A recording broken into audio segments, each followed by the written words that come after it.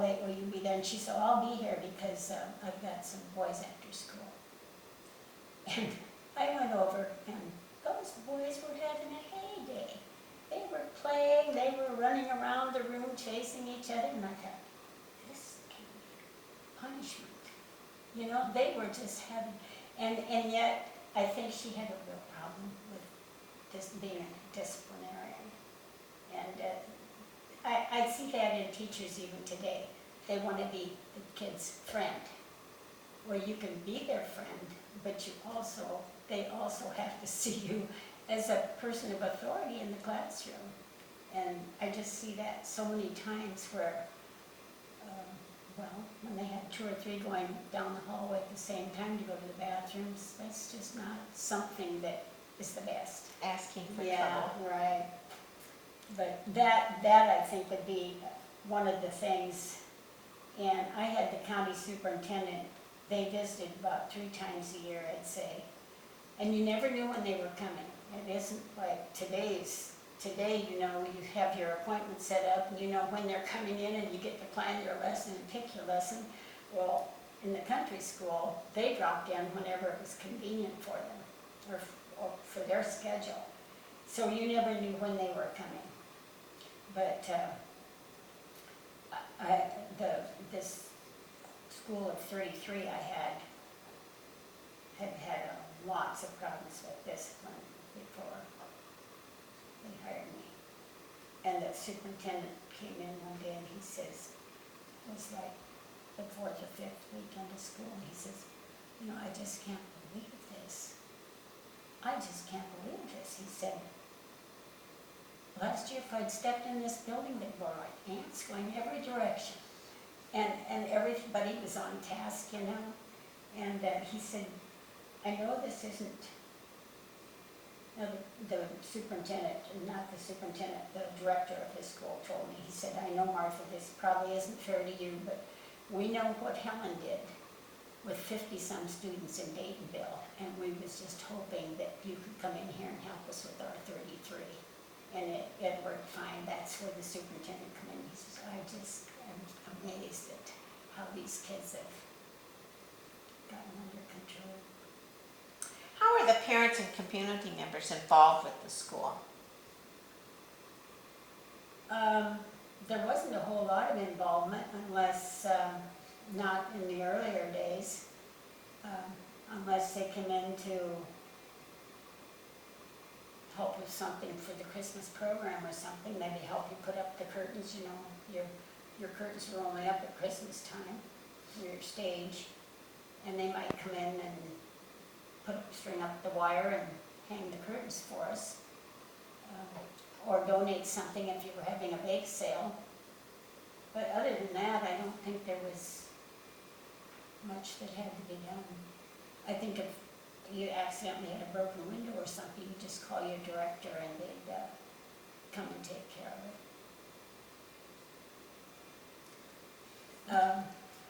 There was no questions about your payment here, you know, your checks, what you were there for. My first job at Green Valley, they didn't bring you your check on payday. They didn't mail it to you. You had to go to the director's house and get your check. And like I say, you didn't have a phone, so sometimes you got there and nobody would be home. And you don't have a car. Yeah, and like Helen said, she went to pick her checks up sometimes and had to actually go down to the barn and wait for him to finish milking the cow before he went to the house to get her check. But anyway, I got my first payment, and I went to the bank to cash it, and they didn't want to cash it for me. And I couldn't understand that, so I took it to another place to get it cashed, and they wouldn't cash it for me. And I said, Dad, they won't cash my check. He said, well, let me see it. Well, he said, this is just a warrant for a check. And he said, I'll take you to my bank and see if they'll cash it for you. So we went to his bank, and because they knew Dad, they cashed it for him. But this, I guess they said like, certain time of the year, the funds would get low, and they didn't have money to pay the teachers, so they'd issue warrants. And my first grade teacher, we discussed this one time after I was an adult and I was visiting with her. She said, Martha, on top of that, she said, there might be a wealthy person in the community that would buy your warrant for you and give you cash, but she said they also wanted a little something for doing that for you, be like what we call interest today, I suppose. So I said that came as a big surprise too, that, and I know there was a while when we had high waters and the road was underwater and I couldn't get in on payday to get my check, you know. So it was always kind of an experience too, after you was so looking forward to that first paycheck, you know, what it was all about here to, and Let's talk more about the county superintendent. What kinds of things did he do? He came to visit you 3 times a they year. usually would sit back and observe. Just, now, they also could be disciplinarians. We had a supervisor that came to the North Liberty schools. And this was before we were part of the Iowa City District. I had first graders. But they were so afraid of him. If they were on the playground and it was muddy or wet and they didn't have their boots on, they, it was a mild day and they had their sweaters off or their coats off, he would just really get on them. And some of those little kids would actually start crying if they thought the superintendent was coming. They were that fearful of him, you know. And, but I had a woman supervisor that came to me at Green Valley, and Lenore Hartman was her name, and she was so impressed with my first grade teaching, or my first year teaching, and she said, with my scheduling and everything was going so smoothly, she said it's just hard to believe. So many teachers, it's not like this their first year. And I said, well, does having attended country schools make it easier? I said, I felt like I knew what to do. I didn't need the college courses to teach me what to do. I knew what to do in a country school. You just knew. And she said, that's the whole thing. If they'd been in a situation where they were one class all the time and went out to teach a country school, they were overwhelmed.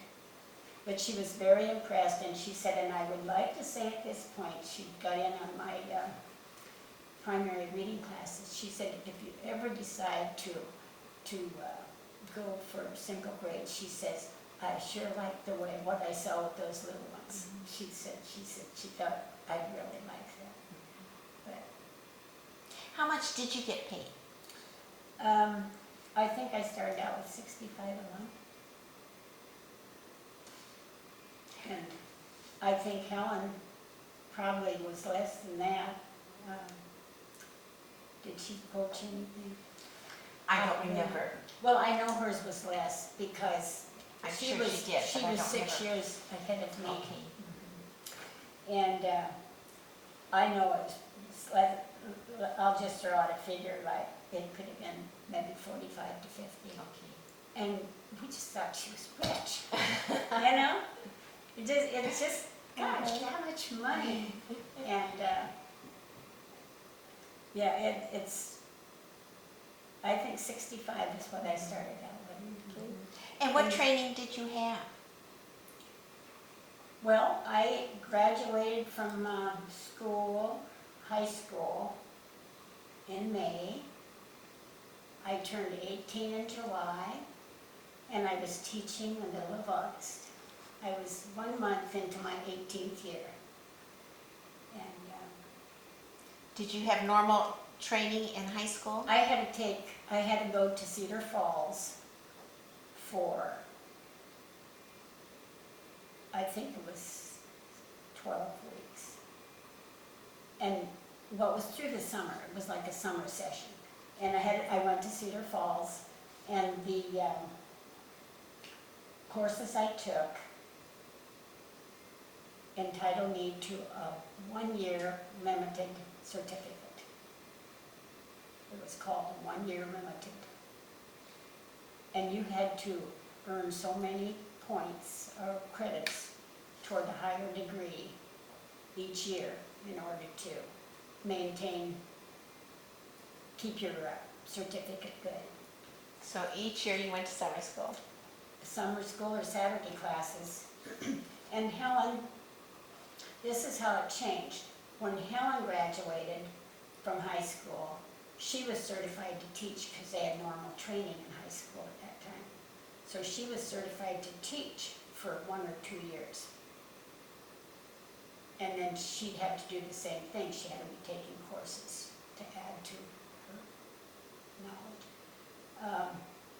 Then I come along 6 years later, and I had to go, after high school, I had to go to Cedar Falls for the summer and get that 1-year limited certificate. And that was for my base. And then Lorraine, 4 years younger, she had to have a 2-year certificate from college. That's how it was changing.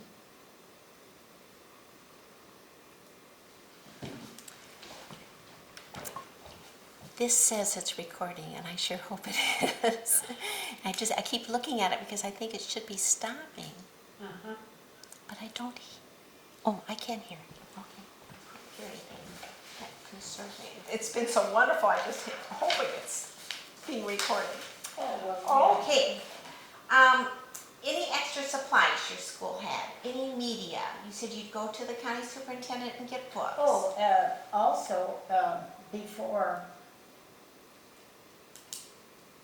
I would say the first year I had to go to Marengo to get some extra library books. But they were very generous with the teachers. I mean, you didn't have to have you could check them out and maybe have them for 6 weeks for your library. And this is from the county superintendent or from the public library? This was there was a library for the teachers to borrow from at the courthouse. Okay. And then the bookmobile started coming around. And the kids could go out. They had a van full of books, and the kids could go out and look through the books and check out books, and the bookmobile would come back in like 2 weeks, and they'd turn in the ones they checked out. So that was in vogue for quite a while. And that was much handier than trying to get to the library for Handier than having your own library. Right, You can yes, have more. bookmobile. What was your favorite part of the day?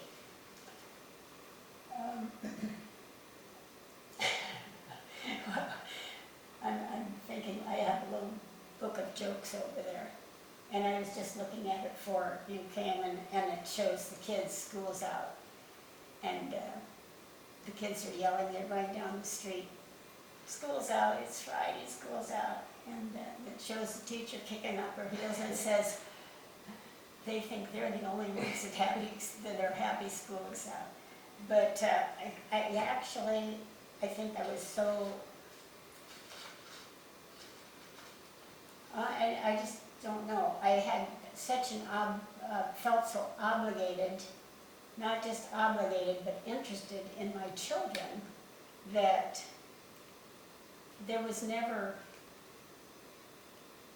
I never felt I was, would rather be doing something else. I think I said that at my retirement. I said, I never, ever have never, ever entered the schoolhouse and wished I was somewhere else for the day. It just never happened. I would go all year and not use my sick leave, and because I knew that my kids, my students weren't getting out of the day what they were going to get if I was there, but I, of course, wouldn't go if I was sick. I had to use my sick leave, I did, but you could see that abuse sometimes too, especially then if they changed it to where if one of your own children were sick, you could take your sick leave too. So the worst memory you have from your country school teaching? Well, it's really not a bad memory. It's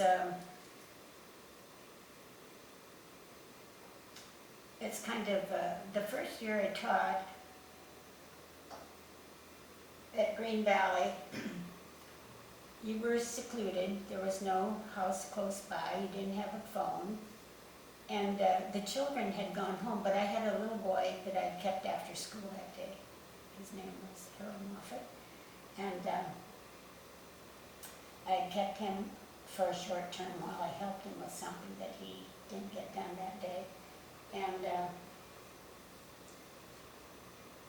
some man, I don't know if he was intoxicated or what, but he came up on that platform, that cement slab out there, and he stepped into the classroom, and he looked around and left. And I said, Harold, do you know who that was? Because I was new. And he said, no, never saw. I said, look at the car, because I thought these kids are going to know the neighbors' cars. And he said, no, I never saw him before. And I went home where I was boarding, and I was telling this to the family that evening. I said, I had a real strange thing today. Somebody came up to the schoolhouse and came into the room, and it was like when they saw that other student in there with me, they turned around and went out. And, well, the next day, she had a young man who was out of high school, and he kind of was the father figure, because her husband is dead. But he said, Martha, you had good reason to be alarmed yesterday. He said that car was seen and parked in the neighborhood in 2 or 3 places, and the neighbor lady had gone out to what they called a truck patch where they had their sweet corn, and she was out there getting some stuff out of that garden, and he came through the cornfield where she was, and she had to run to get back to the house. And so I don't know, they did get it, her husband did get a description of the car. And, but that was kind of a scary, yeah, really. And more so today than it would have been then even. But, and it might not have been anything, but when he said you had good reasons, because he said his wife came running from going out there to where their corn patch was. She came running to get to the house because she was afraid. Yeah. And then I talked about the first merry-go-round I had. It came out like this, with spokes from the center hub, and on each one was a seat. We didn't have constant seating, you had seats on the end of these arms that came out. Well, one seat was missing, but the metal structure was still there to hold it. It was angle iron. And I was out standing on the playground there, and the kids were running. It was recess time, and 2 were chasing, and they went by. The other were in order to support himself. He was going fast. He grabbed a hold of the swing, or the merry-go-round on the other side, and it rammed that. I was across from him, but it rammed that angle arm right into my leg. God, I went to the schoolhouse. I didn't want to, it was numb more than anything, but I went in and there was flesh hanging out of my leg up here. And so I called one of the mothers, and I told her that I had an accident on the playground, and she came and stayed with excused the children and made sure they all got home okay, and told me to get to a doctor. So you just missed school early that day? Well, yes, it was about noon, because I had to go to Davenport to a doctor, I think, and they stitched it, took several stitches in it. And then he told me not to walk on it for a while. He said, if you have any swelling, you really shouldn't be walking on it. But the kids were really good. They'd come the next day, and they was just willing to do anything they could, but that was an accident that I had, that I said from that school, that I still had that scar shape there on my leg. Yeah. But that's the way it was, you know, even with your students, you just didn't ever know, and you were the person that had to handle it if somebody got hurt. So, I had a little girl that,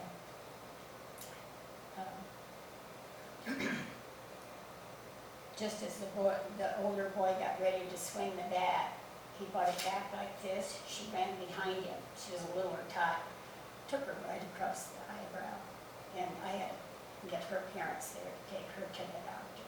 And I was so scared, when that blood was coming from her eye area, you know, and it just really worried me. I was standing there, I saw it happen, and the father come back, they had it all stitched up, and he said she never even cried.